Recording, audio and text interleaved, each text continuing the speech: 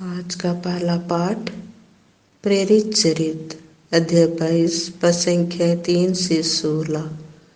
मैं यहूदी हूँ। मेरा जन्म किलिकिया के तरसुस नगर में हुआ था, किंतु मेरा पालन पोषण इस शहर में हुआ।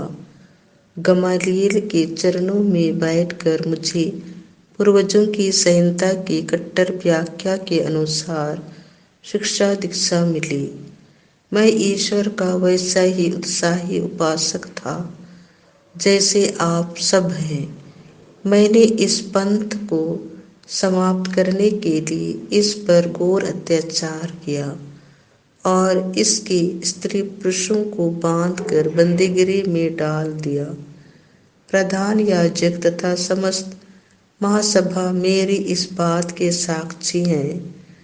उन्हीं से पत्र लेकर मैं दमिश्क के भाइयों के पास जा रहा था, जिससे वहाँ के लोगों को भी बांधकर यरूशलेम ले आऊं और दंड दिलाऊं।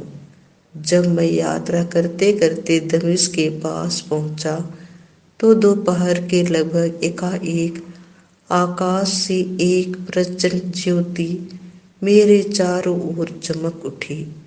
मैं भूमि पर गिर पड़ा और मुझे एक वाणी यह कहते हुए सुनाई दी, शाऊल शाऊल, तुम मुझ पर क्यों अत्याचार करते हो? मैंने उत्तर दिया, प्रभु आप कौन हैं?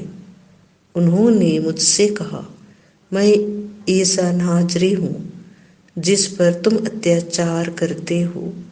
मेरे साथियों ने ज्योति तो देखी, किंतु मुझसे बात करने वाले की आवाज नहीं सुनी। मैंने कहा, प्रभु मुझे क्या करना चाहिए? प्रभु ने उत्तर दिया, उठो और दमिश्क जाओ। तुम्हें जो कुछ करना है वह सब तुम्हें वहां बताया जाएगा।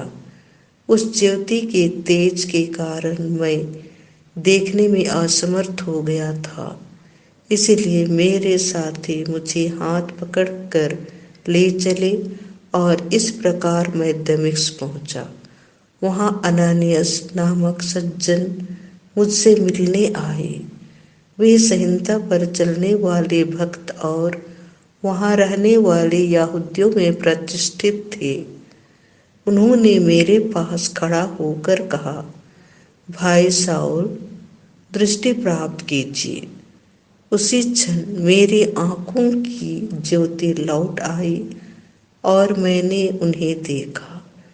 तब उन्होंने कहा, हमारे पूर्वजों के ईश्वर ने आपको इसीलिए चुना कि आप उसकी इच्छा जान ले, धर्मात्मा के दर्शन करें और उनके मुख की वाणी सुने, क्योंकि आपको ईश्वर की ओर से सब मनुष्यों के सामने उन सब बातों का साक्ष्य देना है जिन्हें आपने देखा और सुना है।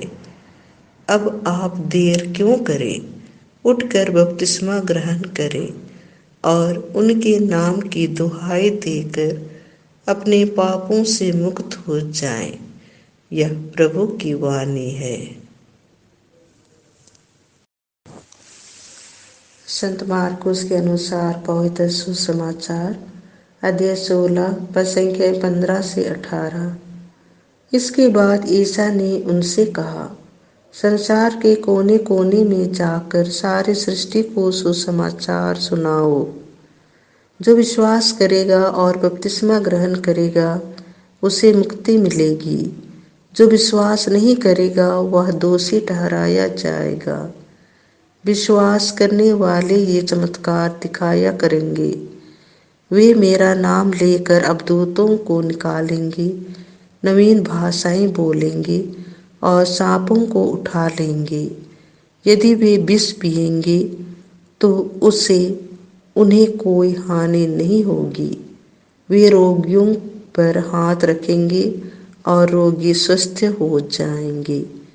यह प्रभु का सुसमाचार है।